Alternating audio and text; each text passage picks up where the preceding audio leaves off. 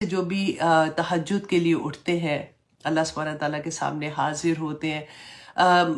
میں نے بھی جب یہ حدیث پڑھی تھی مجھے نہیں پتا تھا، کیونکہ یوزلی ہوتا ہے کہ ہم اٹھتے ہیں پھر فوراً ہی ہم یا تو تحیۃ الوضو 2 رکعت نماز سے سٹارٹ کر لیتے ہیں، تو ورنہ پھر ریگولر ہم اپنی نفل پڑھ لیتے ہیں.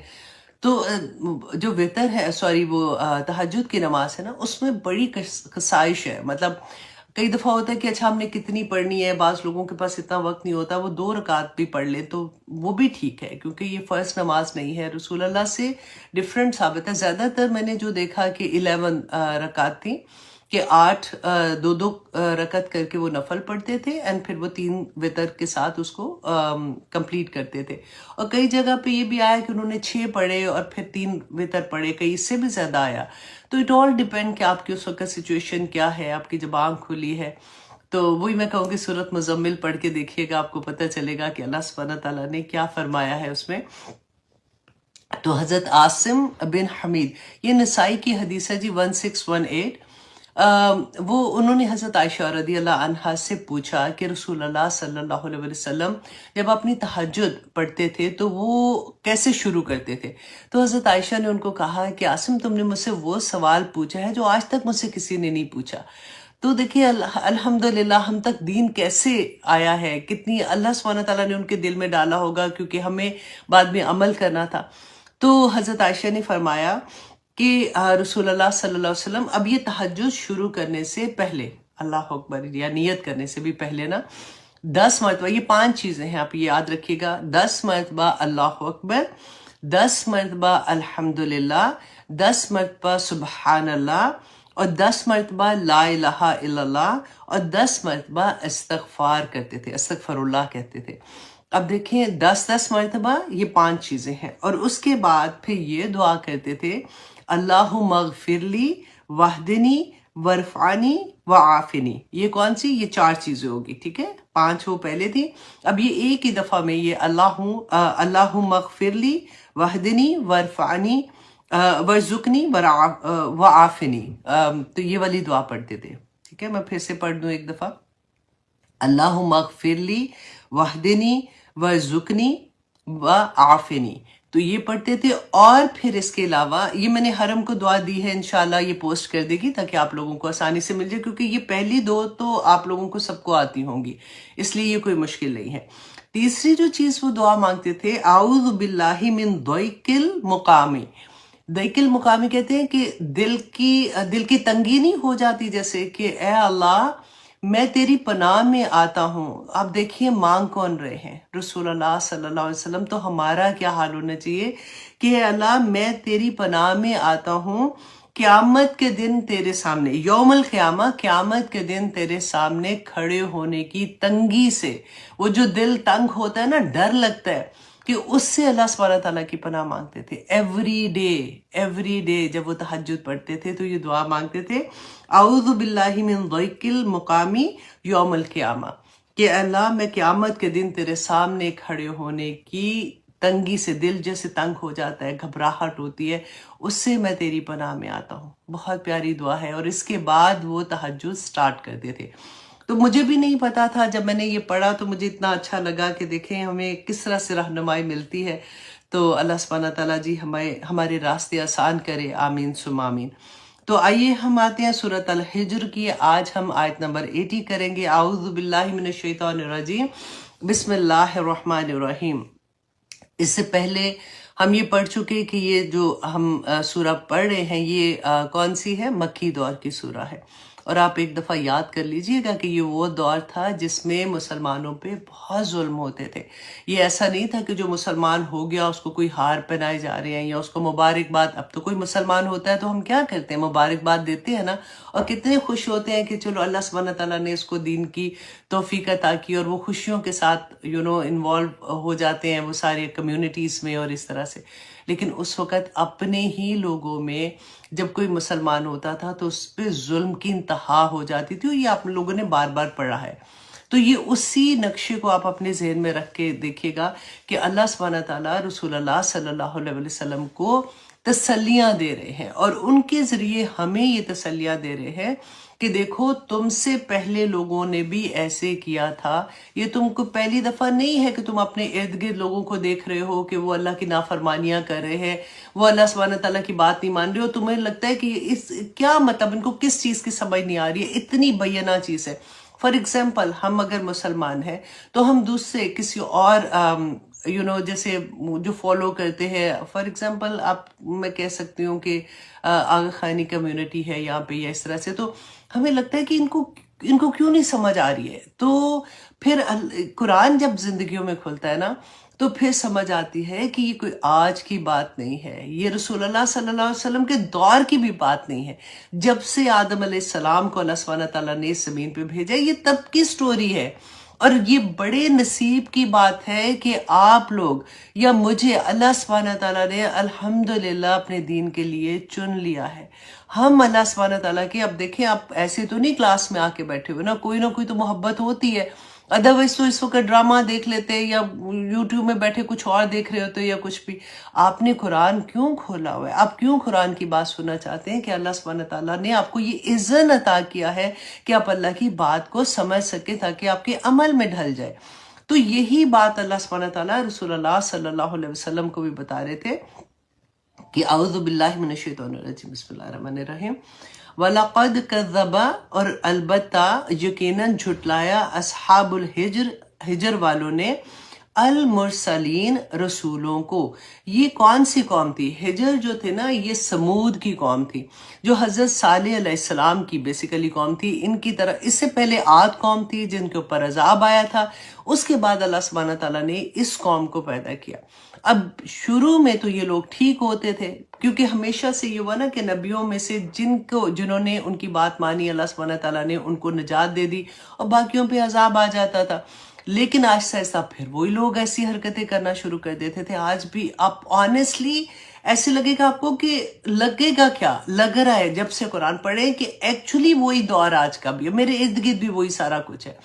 تو اللہ سبحانہ تعالیٰ یہ جو قوم صالح تھی نا، یہ حضرت صالح علیہ السلام کی قوم جو سمود تھی، اب ان کا کیا تھا کہ یہ جب ان کو بتا رہے تھے، اللہ سبحانہ تعالیٰ نے ان کو اس قوم کی طرف بھیجا کہ ان کی طرف جاؤ اور ان کو جا کے بتاؤ کہ یہ شرک کر رہے ہیں اور یہ جو بھی غلط کام کرتے ہیں۔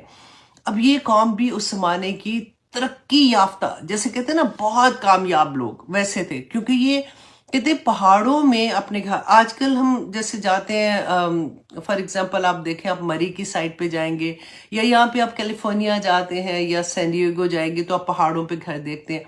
نہ صرف پہاڑوں کے اوپر گھر، یہ پہاڑوں کو کھود کے اندر سے، مطلب اوپر، آپ سوچیں اتنا مشکل کام کہ وہ اندر 100 کمروں کے ان کے گھر ہوتے تھے، پورے بازار اندر ہوتے، پورے شہر انہوں نے بنائے ہوئے تھے اندر، اور یہ سمجھتے تھے ہم تو بڑے کامیاب لوگ ہیں، ہمیں کیا ہونا ہے ہمارے ساتھ، ہم تو پہاڑوں میں امن سے۔ اور یہ کوئی ایسا نہیں تھا کہ کوئی 2 سال 3 سال کی بات ہے، کافی سالوں سے وہ اس طرح سے رہ رہے تھے، اور یہ نہیں مان رہے تھے حضرت صالح علیہ السلام کی بات۔ اور ان کے جو سردار تھے، ان میں سے ایک سردار نے لوگوں کے ساتھ مل کے حضرت صالح علیہ السلام سے کہا کہ اچھا ٹھیک ہے، اگر تم کہتے ہو نا کہ اللہ کا عذاب آ جائے گا یا کچھ ہے تو پھر ہمیں معجزہ دکھاؤ۔ پہلے تو انہوں نے کہا کہ ٹھیک ہے وہ عذاب لے آؤ، جب ان کے اوپر فائنلی عذاب آیا تھا وہ بھی انشاءاللہ میں آپ کو بتاتی ہوں، لیکن انہوں نے کہا کہ ہمیں آپ معجزہ دکھائیں کوئی، کہ آپ اللہ کے رسول ہیں، ہم کیسے مانیں۔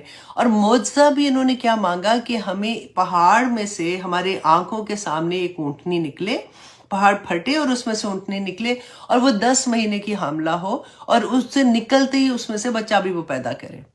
حضرت صالح علیہ السلام نے کہا کہ اچھا اگر میں اللہ سے یہ دعا کرتا ہوں کہ اللہ سبحانہ تعالیٰ تمہیں یہ معجزہ دکھا دے تو کیا تم ایمان لے آؤ گے؟ تو انہوں نے کہا کہ ہاں ہم ایمان لے آئیں گے۔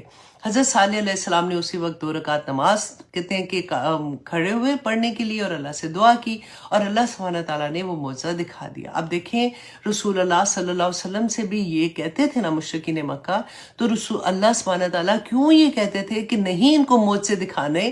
کیونکہ اس سے پہلے دکھائے تھے معجزے۔ حضرت موسیٰ علیہ السلام اور حضرت عیسیٰ علیہ السلام پہ تو یوں نازل ہوتے تھے، منہ سے بات نکلتی تھی تو معجزہ نازل ہو جاتا تھا. آپ نے وہ پڑھا تھا وادی تیم میں کیسے اللہ سبحانہ تعالیٰ نے ان کے اوپر معجزوں کی بارش کی ہوئی تھی، پھر بھی ایمان نہیں لاتے تھے، پھر بھی اللہ کی نافرمانی کرتے تھے، اور پھر آخر میں تو کیا ہوتا تھا، اللہ کی طرف سے عذاب آ جاتا تھا.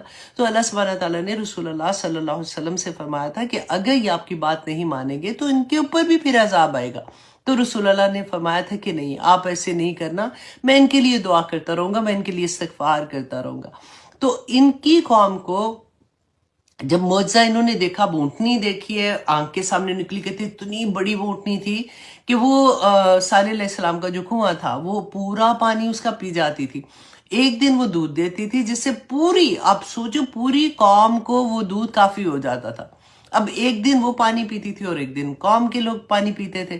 آہستہ آہستہ شروع میں تو ان میں سے کچھ لوگ تھے وہ ایمان بھی لے آئے، لیکن آہستہ آہستہ پھر سے ویسے کے ویسے ہو گئے. اب کیا ہوا کہ آہستہ آہستہ انہوں نے یہ پلان کرنا شروع کیا کہ ہم یہ تو تنگ آ گئے ہیں، یہ تو کیونکہ حضرت صالح علیہ السلام نے کہا تھا کہ دیکھو اس کے ساتھ کوئی برا سلوک نہ کرنا، اس کو تم چھوڑ دو، وہ جیسے بھی کھاتی پیتی ہے یہ اس کو چلنے دینا، کیونکہ یہ اللہ کی طرف سے نشانی ہے. اب کیا کیا انہوں نے پلان کیا اور مل کے انہوں نے کچھ لوگوں کے ساتھ ملے اور انہوں نے وہ اونٹنی جو ہے اس کو قتل کر دیا، اس کو مار دیا. اور جیسے انہوں نے مارا پھر ان کے اوپر عذاب آیا تھا، اور عذاب بھی 3 دن حضرت صالح علیہ السلام کو جب انہوں نے قتل کرنے کا پلان بنایا تو اللہ سبحانہ تعالیٰ، انہوں نے حضرت صالح نے بتایا اپنی قوم کو کہ تم پر اب ایسے عذاب آئے گا. تو کہتے پہلے دن جو تھا ان کے سب کے چہرے زرد ہو گئے. اب ان کو پتا تھا، ان کو 3 دن کی جیسے مہلت تھی، انہوں نے کہا کچھ نہیں ہونا، ایسی اب رات ہوئی تو انہوں نے کہا دیکھا کچھ بھی نہیں ہوا. اب اگلا دن ہوا تو ان کے چہرے سب کے سرخ رنگ کے ہو گئے. پھر کہتے سارا دن گزرا، تیسرا دن آیا تو سب کے چہرے سے آؤ گے، اس کے باوجود بھی یہ ایمان نہیں لائے. اب آپ دیکھیے جب کرونا آیا تھا تو کیا ہوا تھا، چیخیں نکل گئی تھی نا ہم لوگوں کی، اذانیں کہاں مطلب اپنی چھتوں پہ چڑھ کے سب اذانیں دے رہے ہیں، مسجدوں میں اذانیں ہو رہی ہیں، دعائیں کر رہے ہیں، ٹی وی پہ بھی یہی آتا جا رہا ہے، یہ دعا پڑھے یہ دعا پڑھے. گزر گیا، پھر کیا ہوا، وہی سارا کچھ، وہی ڈانس، وہی پارٹیز، وہی شادیاں، وہی مہندیاں، وہی سارا کچھ ویسے کا ویسے. اب کچھ چینج لگ رہا ہے اتنی دیر کے بعد آپ کو؟ نہیں ہے نا. اللہ اکبر. کیونکہ آپ جب تک ریلیٹ نہیں کریں گے ان چیزوں کو نا تو ہمیں قرآن کی اس طرح سے سمجھ نہیں آئے گی. حالانکہ ابھی بھی ہم بالکل سطح پہ پڑھ رہے ہیں، ابھی بھی کوشش یہی ہے کہ بس ہم اس میں عمل والی چیز لیں کہ یہ آیا میری زندگی میں کیا عمل کرنے کے لیے ہے اور مجھے اللہ سبحانہ تعالیٰ اس میں کیا سبق دے رہے ہیں.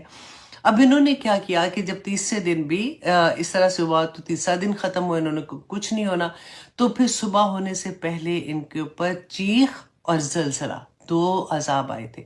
اب چیخ کا مقابلہ کیا کوئی کر سکتا ہے؟ اب جیسے کوئی پانی آتا ہے یا بند باندھ لے یا کچھ ایسی چیز کر لے، لیکن ایک ایک بندہ کہتے جہاں جہاں جس جگہ تھا وہاں پہ وہ اسی طرح سے وہ ڈھیر ہو گیا. رسول اللہ صلی اللہ علیہ وسلم نے فرمایا تھا سوائے ایک آدمی کے، جب پوچھا تھا حضرت جابر بن عبداللہ رضی اللہ عنہ نے کہ رسول اللہ صلی اللہ علیہ وسلم وادی ہجر میں ٹھہرے ہوئے تھے تو آپ نے فرمایا کہ یہ صالح علیہ السلام کی قوم ہے جسے اللہ نے ہلاک کر دیا، سوائے اس شخص کے جو حرم میں تھا. اس وقت ان کی وادی سے کوئی ایک بندہ حرم میں گیا تھا. آپ دیکھیں اس زمانے میں بھی حرم میں یہ جاتے تھے، رائٹ؟ تو حرم میں تھا، وہ بچا. جب وہ وہاں سے نکلا تو اس کے بعد اس کے اوپر بھی عذاب آ گیا تھا.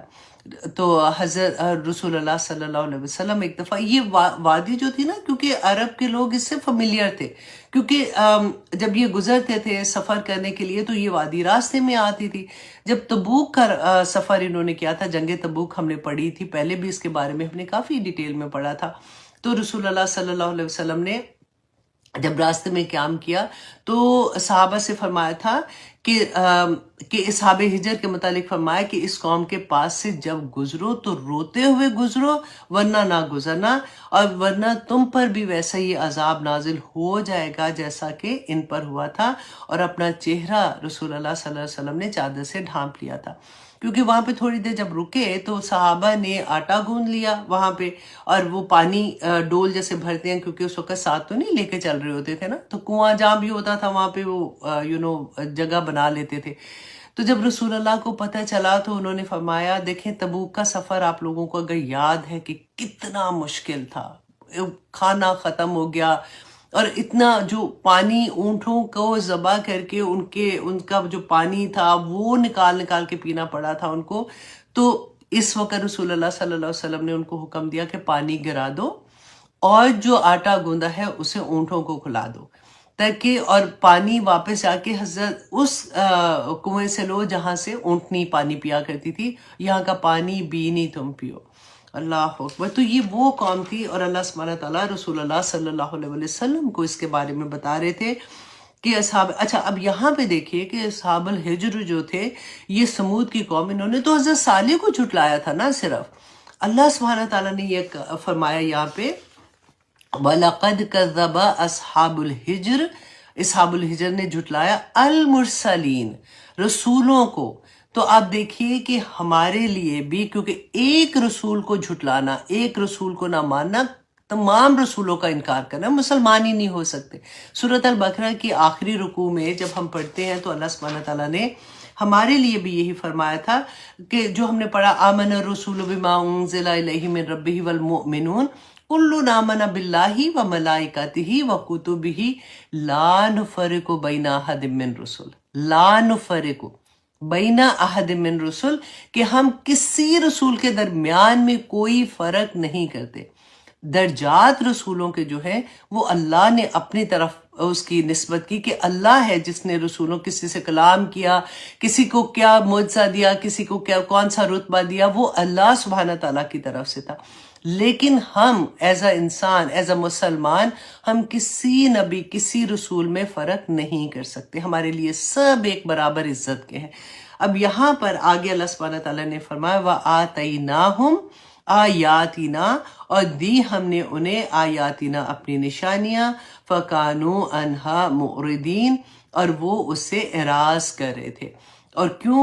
کون سی معجزہ میں نے ابھی آپ کو بتایا تھا نا، حضرت صالح علیہ السلام کی قوم پہ اونٹنی کا جو معجزہ تھا، تو اللہ سبحانہ تعالیٰ نے کہا اس کے باوجود بھی، معجزہ دیکھنے کے باوجود وہ انکار کرنے والے ہو گئے، اعراض کرنے والے ہو گئے.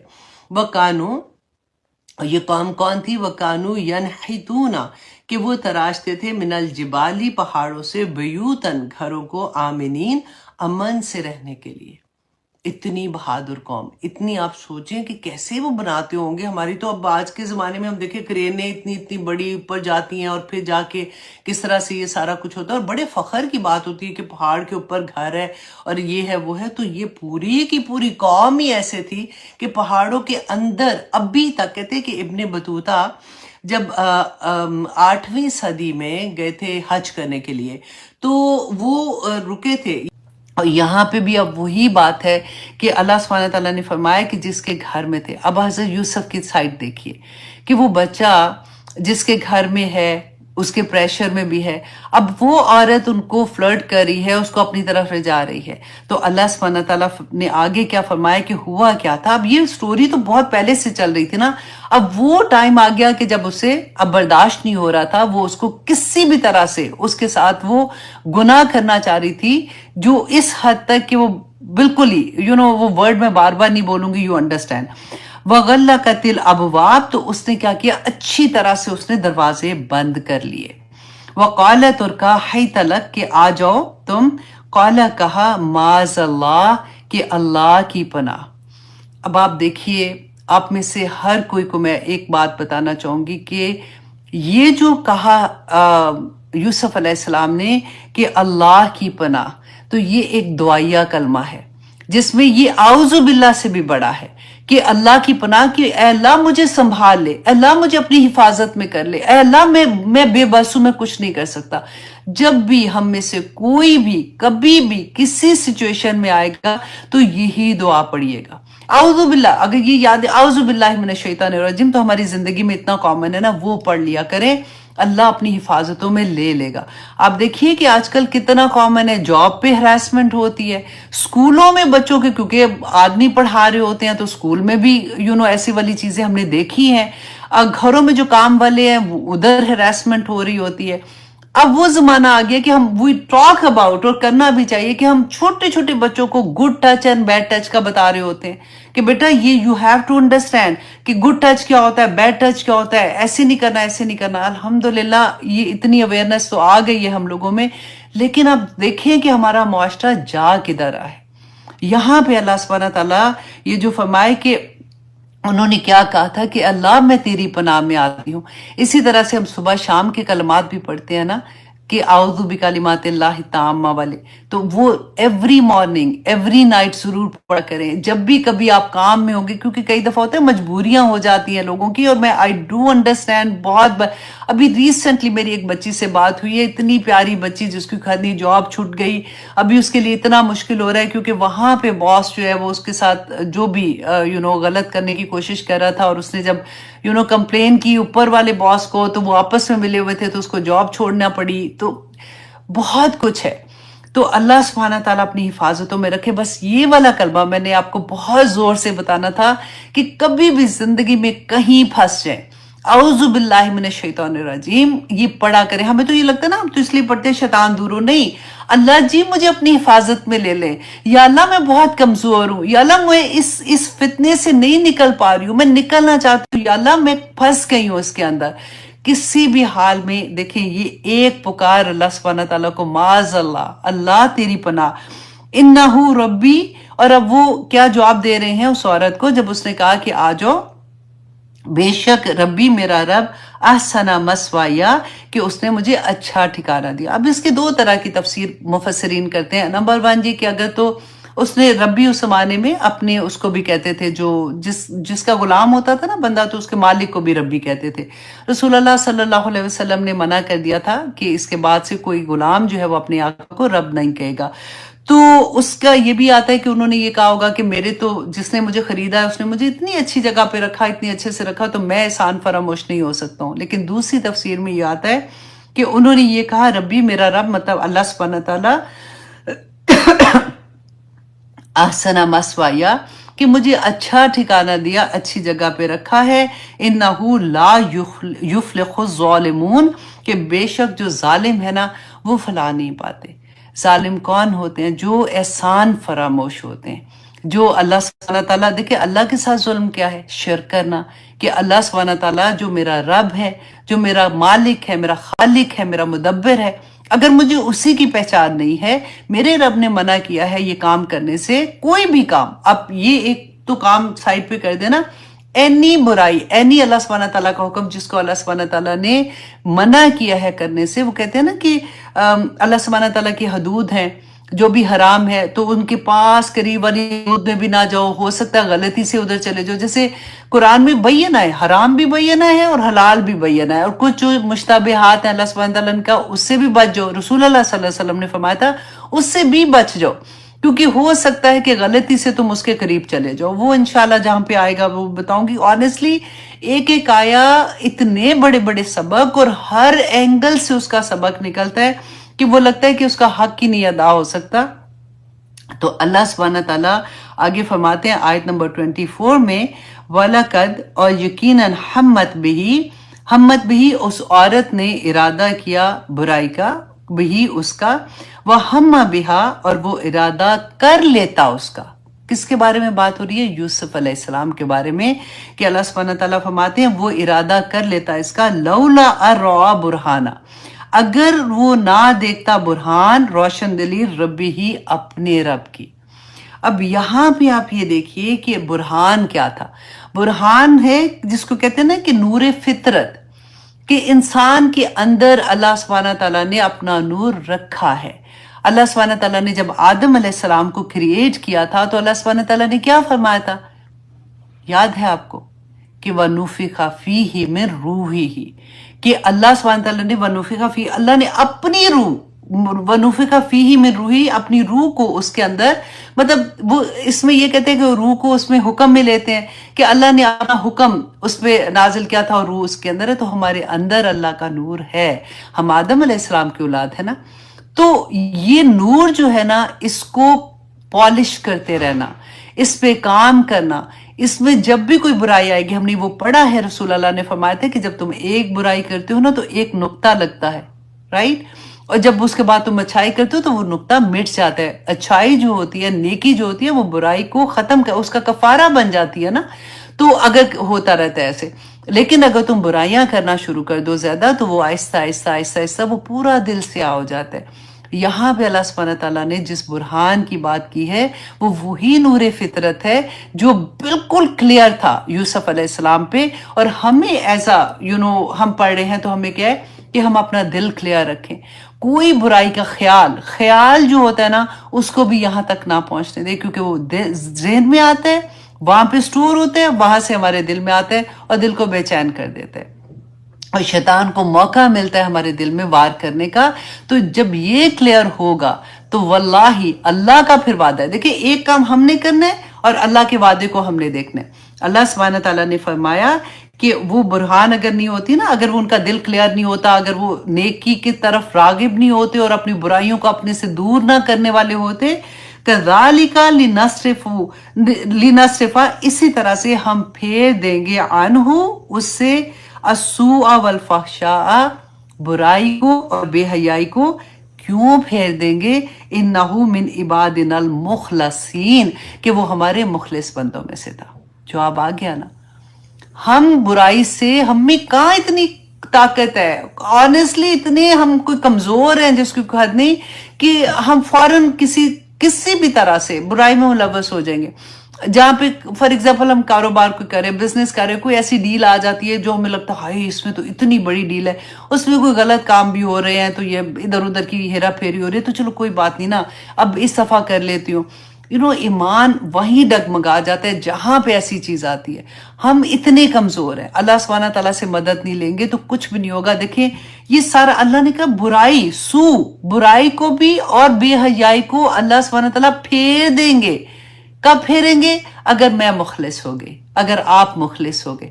ہم نے کام مخلص ہونے کا کرنا ہے۔ اللہ سبحانہ تعالیٰ ہماری زندگیوں سے برائیوں کو، بے حیائی کو، اور اگر کہیں پہ ہم پھنستے ہیں نا تو اللہ سبحانہ تعالیٰ وہ پھیر کے ہم سے نکال دیں گے اس میں سے۔ اتنی بڑی اللہ کی خوشخبری ہے اس آیا میں کہ اللہ سبحانہ تعالیٰ ہمیں کیسے بچا لیں گے۔ اب دیکھیں وہ آیا پڑھتی ہوں نا میں بار بار کہ اللہ سبحانہ تعالیٰ نے قرآن میں فرمایا تھا، سورۃ الاعراف کی آیت نمبر 33 میں، میں اکثر وہ 30 بول دیتی ہوں اس کو، آیت نمبر 33 میں انما کل، پہلے رسول اللہ صلی اللہ علیہ وسلم کو اللہ سبحانہ تعالیٰ فرماتے اے نبی کہہ دو، ان کو حکم ہے نا کل میں، کل انما حرم ربی الفواحش ما ظہر منہا وما بطن والاثم والبغی۔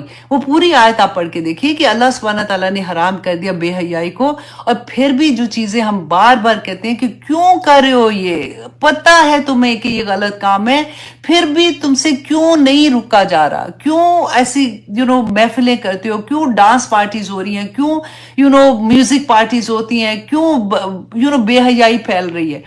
اس لیے کہ ہم نہیں روک سکتے۔ میرا جس فار ایگزامپل کام ہے، میں چیخ رہی ہوں، کہہ رہی ہوں، روکے گا کون؟ وہ اللہ روکے گا۔